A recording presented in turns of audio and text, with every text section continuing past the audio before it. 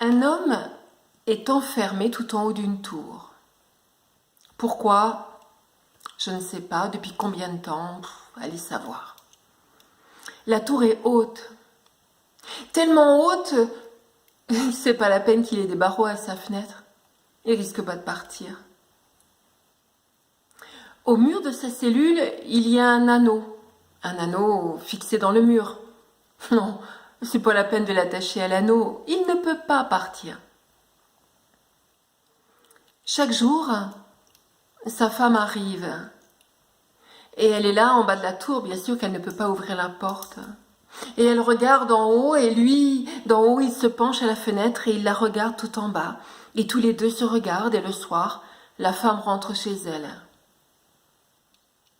Or, un soir, sur le chemin de sa maison, la femme voit par terre un scarabée. Et ça lui donne une idée. Elle ramasse le scarabée et elle l'emporte dans sa maison. Et le lendemain, elle revient avec le scarabée, mais avec aussi autre chose.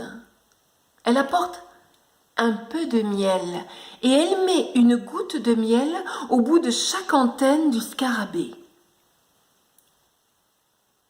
Elle apporte aussi un fil de soie, très très fin, mais très très long.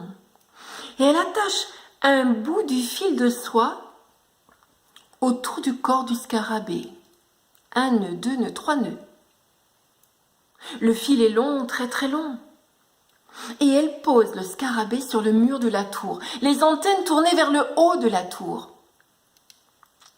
Le scarabée aime le miel. Alors le scarabée, sentant ce miel devant lui, il monte, il monte, il monte, il monte, il monte, il monte, il monte. Il arrive à proximité de la fenêtre.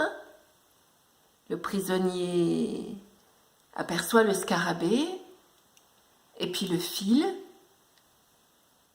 Il prend le scarabée, il le pose et il tire le fil, il le tire encore, et le fil est si long, si fin. Et au bout du fil de soie, la femme a attaché un fil de coton,